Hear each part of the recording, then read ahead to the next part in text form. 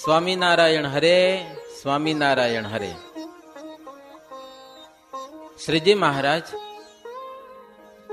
રામાનંદ સ્વામી મહારાજને ધર્મધોરા સોંપી પછી મહારાજ ગામો ગામ ફરે છે અને ભક્તજનોને સત્સંગનું ખૂબ સુખ આપે છે. ક્યાંક સત્સંગી કાચા પોચા હોય તો મહારાજને ઓછા ગમતા, એટલે ત્યાં જઈ અને મહારાજ એને પરિપક્વ બનાવતા. હો, પાકા સત્સંગી જોઈએ, કાચો માલ જોઈએ નહીં.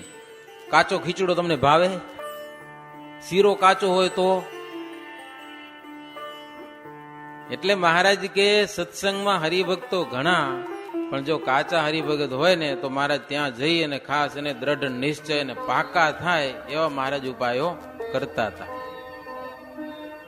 શ્રીજી મહારાજ ગામે ગામ ફરતા ફરતા પધાર્યા છે મેથાણ ગામમાં. ધાંગધ્રાથી પૂર્વ દિશામાં આવ્યું, જો કોઈ યાત્રા કરી હોય તો. પુંજાભાઈના દરબારમાં શ્રીહરિ ઉતર્યા છે, સંતો મંદિરમાં ઉતર્યા, રાજાઓ હરિભક્તોને ઘેર ઉતર્યા, જીજીબાને ત્યાં મોટીબા ઉતર્યા છે. વર્ણી અને પાર્ષદો મહારાજની સાથે ઉતર્યા છે અને બ્રાહ્મણ પાસે રસોઈ બનાવી છે. એમાં વઢવાણના બેચર ભક્ત બ્રાહ્મણ અને દેવકૃષ્ણ લધારામ ઠાકર, મેમકાના દેવરામ અને હળવદના શિવરામ જાની અને નારાયણજી, આ બધા શ્રીહરિને દર્શને આવ્યા હતા. બધા બ્રાહ્મણો, એ પરગણામાં બ્રાહ્મણો સત્સંગી ઘણા, એ બધા આવ્યા હતા અને મહારાજને થાળ બનાવીને જમાડવાની ઈચ્છા હતી. મહારાજને માટે થાળ બનાવવામાં મુકુંદ બ્રહ્મચારી અને જયાનંદ બ્રહ્મચારી આ બે જણા થાળ બનાવે. હવે આ લોકો કે અમને ઈચ્છા છે મહારાજને જમાડવાની. મુકુંદ બ્રહ્મચારી કે જો તમારો ભાવ સાચો હશે તો નાઈ ધોઈ અબોટિયા પહેરી અને થાળ બનાવો. મહારાજ અંતર્જામી છે, તમારો થાળ મહારાજ જમશે. શુદ્ધ ભાવ છે એ ભગવાનને પ્રિય છે અને ભગવાન બધાયના ભાવ જાણે છે. બારે આપે ગમે એવા દેખાય, પણ અંતરમાં આપણો ભાવ કેવો છે એ તો ભગવાન જાણે જ છે, એનાથી કઈ અચ્છાનું નથી. પછી રસોઈ બનાવી છે, બ્રાહ્મણો બધા પવિત્ર થઈને અને મહારાજ જમવા પધાર્યા. મુક્તાનંદ સ્વામી અને બ્રહ્માનંદ સ્વામી અને દાદા ખાચરને મહારાજ પાસે બેસાડ્યા અને મહારાજ જમવા બેઠા છે. મહારાજની જમવાની રીત જુદી હતી.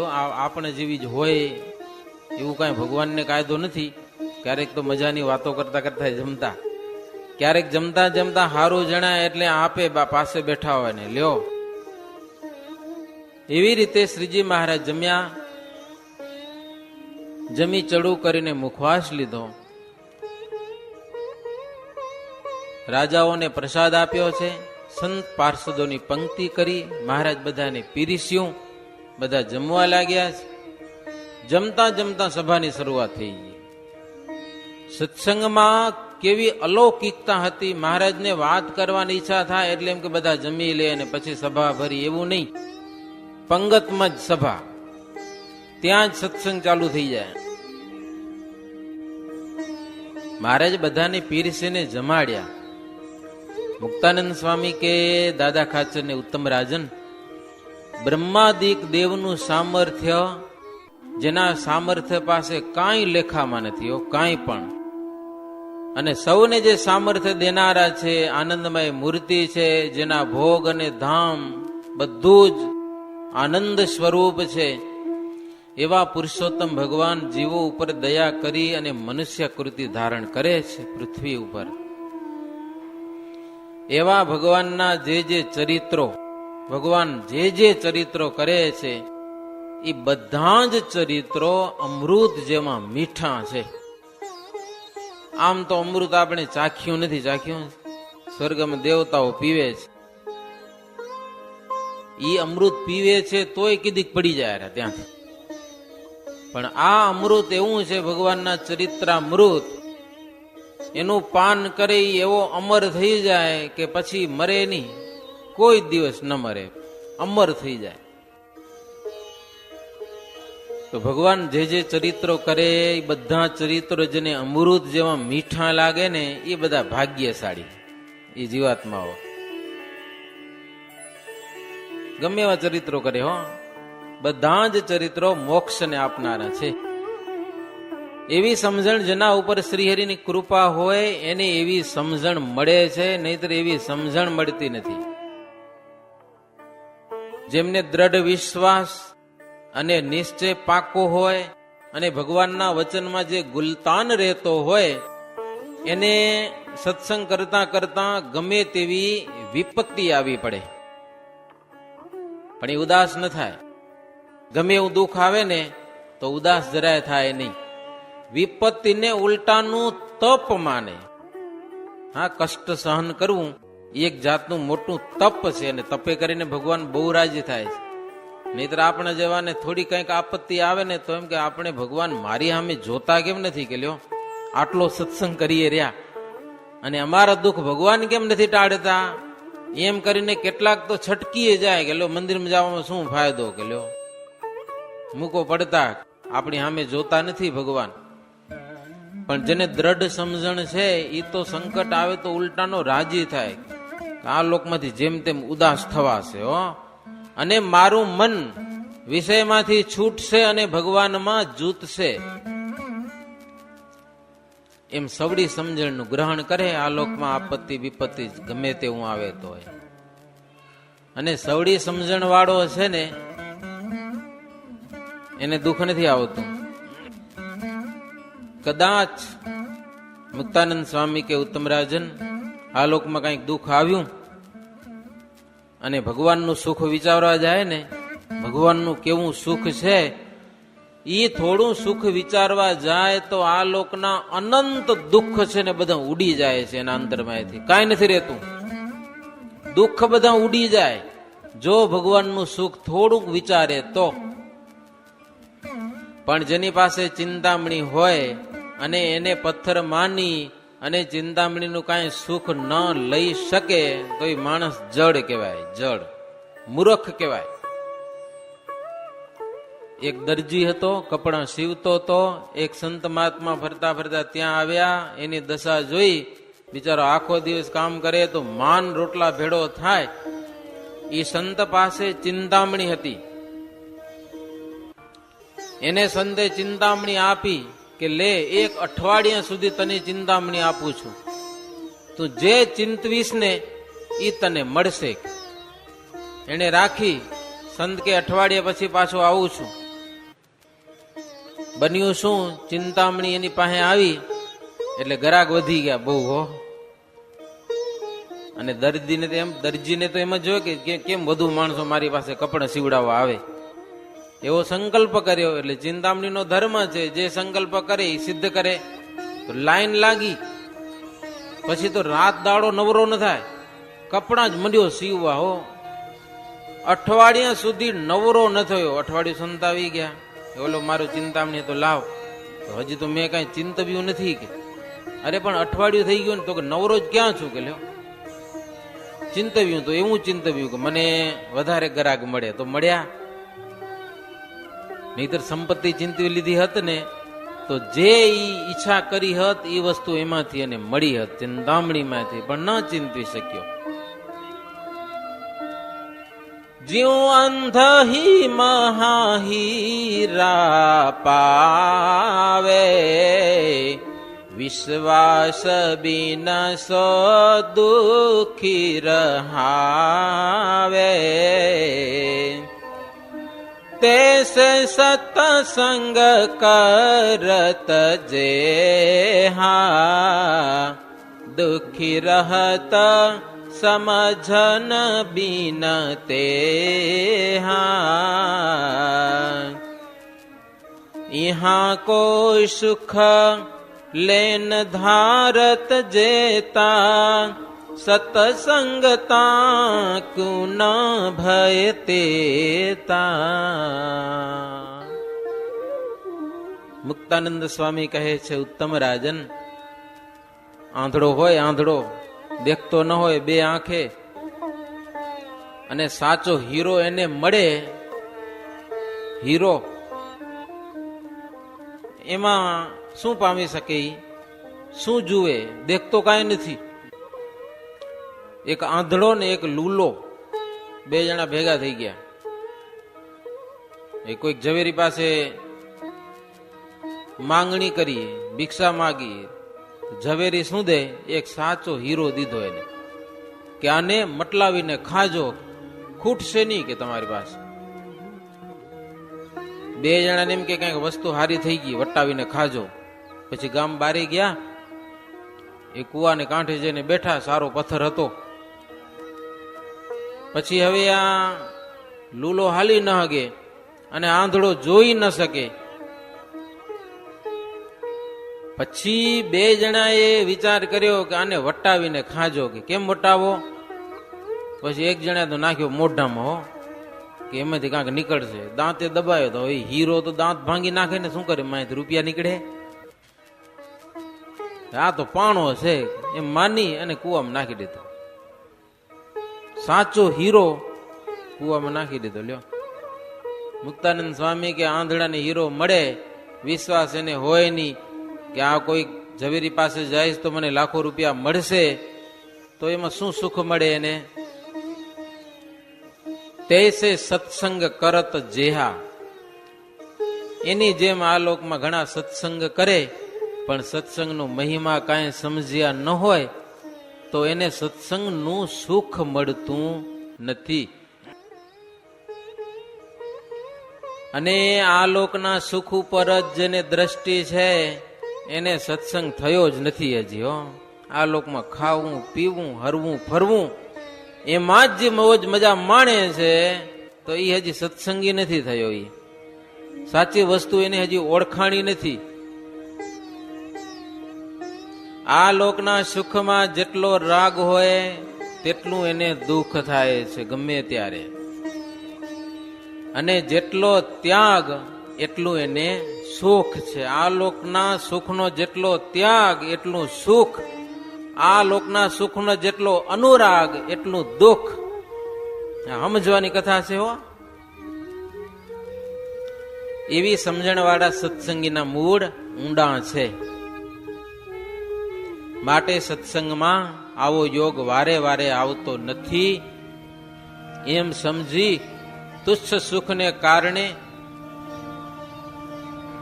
આ સત્સંગને ગુમાવવો જોઈએ નહીં. મુક્તાનંદ સ્વામી કે દાદા ખાચર આવી વાતો શ્રીજી મહારાજ અવારનવાર સભામાં કરતા. હો, વારે વારે. આપણે વારે વારે કરીએ તો કંટાળો આવે, પણ મહારાજ તો અવારનવાર આવી વાતો કરતા. સત્સંગ એક હીરો મળ્યો છે, એને પથ્થર માનીને ફેંકી દેતા નહીં. હવે તો પરમાત્મા સંબંધી સુખ માણી અને કેમ સદાયને માટે સુખ્યું થઈ જવા એવા ઉપાય કરવા. આવી વાતો કરતા કરતા શ્રીજી મહારાજ બધાને જમાડ્યા. પછી શ્રીહરિ હિંડોળા ઉપર આવીને બેઠા. મધ્યાહન સમય થયો બપોરનો. એના પછી પુંજાભાઈ સરસ મજાનો મંડપ બંધાવ્યો. ચારે બાજુ નવ દ્વાર કરાવ્યા. તેમાં વચ્ચે સુંદર મજાનું સિંહાસન રચ્યું. સિંહાસન રચવાના પણ કારીગરો હતા. ભુજના સુથાર હીરજીભાઈ, સુંદરજીભાઈ, જીવરામ, પ્રાગજી પુરાણી, ભગવાનજીભાઈ ઠક્કર. હીરજીભાઈના 4 પુત્રો અને સુંદરજીનો 1 પુત્ર, જીવરામના 3 પુત્રો. આ બધા જ સૌ શ્રીહરિની સેવામાં હાજર હતા. જે કરવું હોય તે પ્રેમથી સેવામાં. હો, તેમાં સુંદરજીના 2 પુત્રો, સુંદરજી જેવા જ ભારે હરિભગત હતા. હો, એકાંતિક ભગત. તેણે શ્રીહરિની તથા બીજા અવતારોની મૂર્તિ ચિત્રી, સરસ મજાના ચિત્રામણ બનાવ્યા. એ જોઈને મહારાજ બહુ રાજી થયા. મહારાજ એને પોશાક અર્પણ કરેલો છે બંનેને. શ્રીજી મહારાજ મંડપને મધ્ય બિરાજતું સુંદર સિંહાસન, તેના ઉપર પ્રભુ બિરાજમાન થયા. પછી પુંજાભાઈએ શ્રીહરિની પૂજા કરી અને ફૂલના વસ્ત્ર પહેરાવ્યા. મહારાજની સુંદર આરતી ઉતારી, સ્તુતિ કરી છે. પ્રભુ આવીને આવી મૂર્તિ છે, અમારી આંખોમાં રહે, અમારા નેત્રમાં રહે. આવા ને આવા પ્રભુ અમારા નયણમાં રહેજો. સ્તુતિ પ્રાર્થના કરીશ. પછી કેવી પૂજા મહારાજની જુઓ. આજે આપણે લગભગ કોઈ નહીં કરી શકતા હોઈએ. 5 શણગાર પહેરાવ્યા મહારાજને. કેટલા ગુરુજીભાઈ? 5 શણગાર. જો પહેલો ફૂલનો શણગાર પહેરાવ્યો મહારાજને, પછી મહારાજની આરતી કરી, સ્તુતિ પ્રાર્થના કરી, એ પૂજા પૂરી થઈ. ફૂલનો શણગાર ઉતારી અને સોનેરી શણગાર આખો પહેરાવ્યો. વળી મહારાજની આરતી કરી, સ્તુતિ પ્રાર્થના કરી, એ પૂજા પૂરી થઈ. સોનેરી શણગાર ઉતારી અને રેશમી બુટ્ટા વાળો શણગાર મહારાજને પહેરાવ્યો.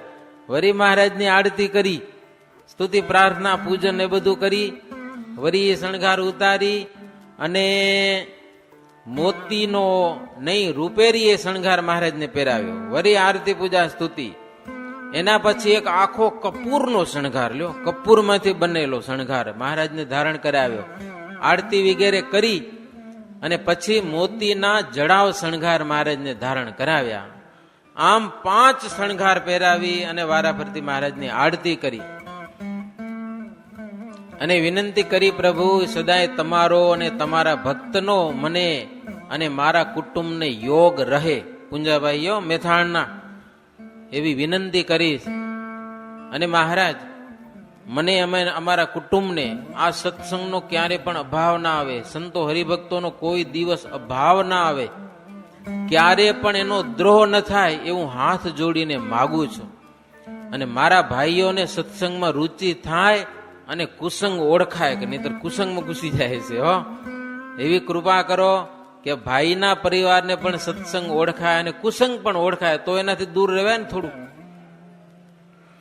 અને પ્રાણી માત્રની હિંસામાં પાપ દેખાય એવો વર આપો.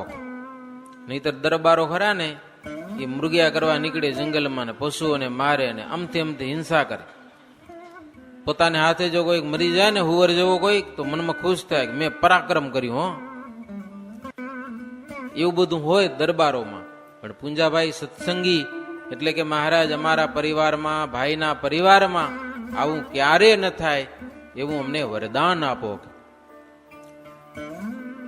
પછી સંધ્યાનો સમય થયો. 2-3 ઘડી સુધી શ્રીજી મહારાજે સ્વામિનારાયણ મહામંત્રની ધૂન બોલાવી. મહારાજ પોતે ધૂન બોલતા હતા. મહારાજનો ઢોલિયો હોય ને એના ઉપર મહારાજ ઉભા થાય અને તાલી વગાડીને ધૂન 2-3 ઘડી સુધી, એટલે 24 મિનિટની 1 ઘડી થાય તો કલાક, સવા કલાક જેવું તો થયું. આપણે કલાકની ધૂન રાખી હોય ને તો એમાં ગાપચું પડી જતું હોય. તમે જોજો, પડી જાય. મહારાજ કલાકની હવા કલાક ધૂન કરાવતા. અને કોઈક પછી ના પાડે ને કદાચ મહારાજને કે મહારાજ હવે રાખો, તો 1.5 કલાક કરાવે. મહારાજને ભજન કરવાની કોઈ ના પાડી શક્યો. એવા મોજીલો સ્વભાવ હતો. કેવો મોજીલો સ્વભાવ! એક છોકરો આવ્યો હતો ને મહારાજને 2 રાજગરા ચીભડા અર્પણ કર્યા અને મહારાજ રાજી થઈ ગયા. હરજી ઠક્કરને કે 50 રૂપિયા આપી દો. મહારાજ એટલે હરજી ઠક્કર કે મહારાજ 2 પૈસાના ચીભડા 50 રૂપિયા અપાય? તો મહારાજ કે 100 આપો. કે લ્યો. અરે મહારાજ 100 રૂપિયા 200 રૂપિયા આપો. જેમ હામે બોલે ને એમ મારે ડબલ ચડે. મહારાજ કે 400 આપો. કે લ્યો. બોલ્યા કે આ તો મારું ડબલ જાય છે, લો હટતું નથી પાછું. પછી મોદી ખાને લઈ ગયા છોકરાને, જુવારની ફાંટ ભરી દીધી અને રવાનો કરી દીધો. ડર લાગ્યો મહારાજ વટશે તો. પછી આવ્યા મહારાજ પાસે. મહારાજ કે તમે ભલે એને કાંઈ ના આપ્યું, પણ હું એને અક્ષરધામ આપી દઈશ, તમે શું કરી લેવાના, લ્યો. એવો મહારાજનો મોજી સ્વભાવ. ધૂન કરાવ્યા પછી થાળ થયો. મહારાજ જમવા પધાર્યા છે. કંકોડાનું શાક અને ભાત મહારાજ જમ્યા. લ્યો, એ બધું લખાય એમાં. હો, દેવતાઓને મુક્તો આવ્યા પ્રસાદ લેવા. પણ હવે કેમ પ્રસાદ લેવા જાવો? તો બધા કીડીના રૂપ લઈને આવ્યા. લો, મહારાજની આગળ કીડીઓ ઢગલો બંધ. મહારાજ કે આટલી બધી કીડીઓ ક્યાંથી આવી? મહારાજ તો જાણે જ. બધી કીડીઓને પ્રસાદ આપી દીધો. કીડીના રૂપમાં આવે એટલે હાવ થોડોક પ્રસાદ પણ પૂરો થઈ રહે કે નહીં? આ મહાણ થઈને આવે તો પૂરું ન પડે. મહારાજ પાસે ભોજન માન થોડુંક હોય. હવે કીડીઓ થઈને આવ્યા બધા મુક્તો ને દેવતાઓ ને થોડો થોડો ભાત મહારાજ બધાને પ્રસાદમાં આપી દીધો. મુક્તાનંદ સ્વામી કે ઉત્તમ રાજન, પ્રગટ સ્વરૂપમાં જેને નિશ્ચય હોય ને એને આવી વાતો સાંભળવાની મજા આવે. બાકી તો કે આ ગપ્પા માર્યા કે એવું કે કેટલાક. જૈસો પાત્ર હોય જીવ વાહી, તૈસી બાત કરત હરિતાહી. અગમ બાત સત્સંગ में अनंत, पात्र बिना न उर रखंत. खीर सम भोजन स्वादन कोई, स्वान कु तरत वमन होत सोई. मनुष्य को घृत अमृत जैसा, कीट कुशोमल खा રહે તૈસા. સમજાય? ગ્રંથ આ ભાષામાં છે, દોહા ને ચોપાઈ, રામાયણ જેવી ચોપાઈ અને દોહા આખો ગ્રંથ એમાં લખાયેલો છે. મહારાજ કે ખીરનું ભોજન આમ તો સરસ છે, આપણે જમીએ તો આમ સંતોષ થાય. મજાની ખીર બનાવી હોય દૂધ ઉકાળીને, પણ શ્વાન જો એ ખીરને ખાય ને તો એને વમન થઈ જાય. ઘી છે માણસને માટે અમૃતની સમાન છે, પણ કીડો એ ઘી ખાય ને તો સોમલ ખાર જેવું લાગે, એને મજા ના આવે એને. એમ જીવની આગળ મહારાજ કે કાંઈક ઓળખીને વાત કરવી પડે, નહીતર બાપ પણ દીકરાને ઓળખ્યા વિના વાત કરવા જાય તો અવડું પડી જાય, બાપને ભારે થઈ પડે. એટલે બહુ વિવેક રાખવો મહારાજ કે વાતું કરવામાં. વિવેકથી વાતો થાય ને તો ઉપાધિ ના આવે, સંતોષ થાય. નીતિ અને ધર્મ રૂપી સડક આદિ કાળથી બાંધેલી જ છે મહારાજ કે. નીતિ અને ધર્મ એ સરસ મજાની સડક, આમાં સડક લખેલી હો, તેથી ડામર તો નહીં હોય, રસ્તાને સડક કેતા હશે. પણ મહારાજ કે હવે એનું ઉલ્લંઘન કરે એ રોડ ઉપર ના હાલે, અને આડો ઓરો હાલવા જાય તો ખાડામાં પડવાનો જ છે, સવાલ જ નથી. છે ઋષિ મુનિઓ એ શાસ્ત્રોમાં એક ધર્મનો ધોરી માર્ગ બતાવેલો જ છે. આમ વર્તવું, આમ ખાવું ને આમ પીવું ને આમ બોલવું, બધું બતાવેલું છે. એને મહારાજ શિક્ષાપત્રીમાં બતાવ્યું છે. એવો સરસ મહારાજ કે આવો સુંદર અનાદિકાળનો બાંધેલો માર્ગ છે, અને તમે કહો કે હવે આ જૂનો થઈ ગયો રસ્તો, લ્યો આમ આડા હાલો તો ખાડો આવશે, ઝાંખરા આવશે, ક્યાંક નદી આવશે, દુઃખ આવવાનું જ છે. નિયમ ધર્મ અને નીતિને છોડશે એને દુઃખ આવ્યા વિના નહીં રહે. અને મહારાજ કે એ મર્યાદાનું ઉલ્લંઘન કરે એને અસુરી મતિ જાણવો, એ દૈવી માણસ ન હોઈ શકે. એવી મહારાજ સરસ મજાની વાતો કરી. પછી જમીને સભામાં આવીને બેઠા. સંતો કીર્તનો ગાતા હતા. મહારાજ તાળી પાડીને સૌને છાના રાખીને બોલ્યા કે બધી એકાદશીને દિવસે ફલાહાર ન કરવો એ સારો છે. સાંભળજો હવે, બધી એકાદશીને દિવસે ફલાહાર ન કરવું એ સારું છે, પણ દેવપોઢી એકાદશી, દેવ ઉઠી એકાદશી અને જલજીરની એકાદશી, 3 એકાદશી, ભાદરવા સુધી પરિવર્તનની એકાદશી, અને બીજી નિયમની એકાદશી દેવ ઉઠી ના દેવ પોઢી, અને ત્રીજી પ્રબોધિની એકાદશી દિવસ. આ 3 એકાદશીને દિવસે તો મહારાજ કે ફલાહાર ના જ કરવું. આમ તો બધી એકાદશી ન કરાય તો સારું, ફલાહાર ન કરાય એટલે ઉપવાસ કરાય, એમ સમજતા ને ભાઈ, રોટલા ખાઈ લેવા. આ માણસો આજે ઊંધું વિચારી લે, સમજા કે ફલાહાર કરવા ના પાડે છે, ખાવો રોટલા. થોડા વર્ષો પહેલા 10-15 વર્ષ થઈ ગયા હશે, ઉપલાવાસમાં હતા અમે. એકાદશીનો દિવસ બપોરે એક બાપા આવ્યા, ધુઆ ફુઆ થતા, સમજા ને પેટમાં કાંઈક ગડબડ થઈ ગઈ હશે. ગયા ડોક્ટર પાસે. ડોક્ટર કે મગ રાંધીને ખાવ તો જ બરાબર થશે, નહીં તો ઉપાધિ થશે. કે લ્યો બાપો કે પણ હવે મગ રાંધીને કેમ ખાવા એકાદશી દિવસે? આવ્યા મંદિરમાં, હરિજન સ્વામીને એમ બધા હતા બપોરે. એક ડોક્ટર આમ કીધું છે સ્વામી કે ડોક્ટર તો કે આજે થોડા મગ રાંધીને ખાવા, આમ દોડતા આવરાને પાછા હો. મરવા પડ્યો હોય એને છૂટી છે, સમજાના? મરવા પડ્યો હોય ને એને કોઈ એકાદશીના નિયમ પાડવા પડે એવી કોઈ જરૂર નથી. એને તમે જે સાનુકૂળ હોય એ જમાડી શકો છો. કોમામાં પડ્યો, કોમામાં એને શું હવે એકાદશી પાડવાની હોય? આઈસીયુમાં પડ્યો હોય એના નિયમ નથી. પણ આ તો ખુદ બાપુ દોડીને આવ્યા.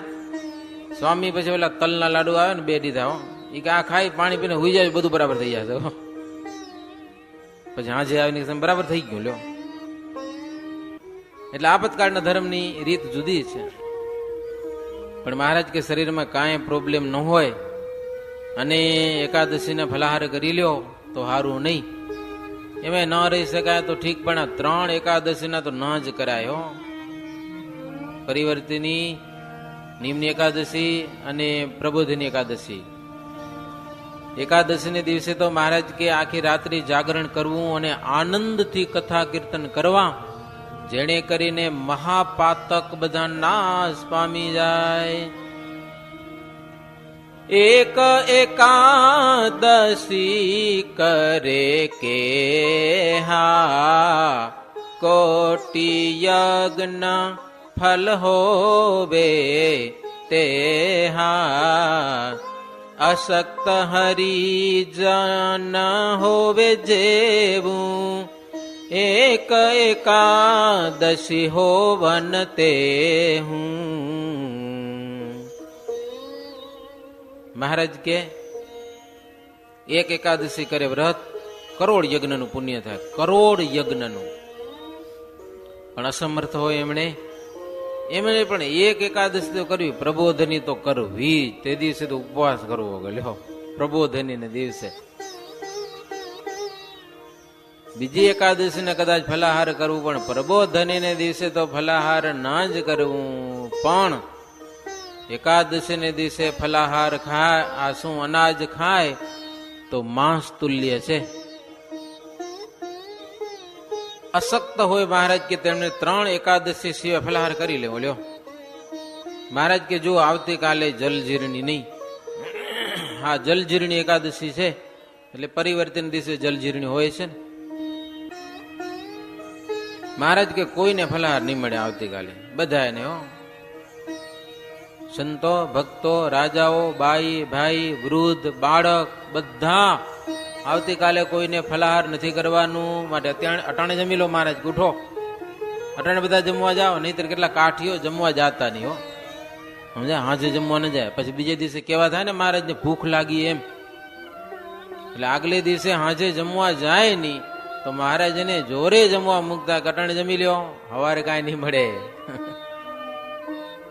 એટલે મહારાજની આજ્ઞા થઈ એટલે હરિભક્તો, વૃદ્ધ, બાળક, સંતો બધા જ મહારાજની આજ્ઞાથી જમવા ગયા. જમીને પાછા સભામાં આવીને બેઠા.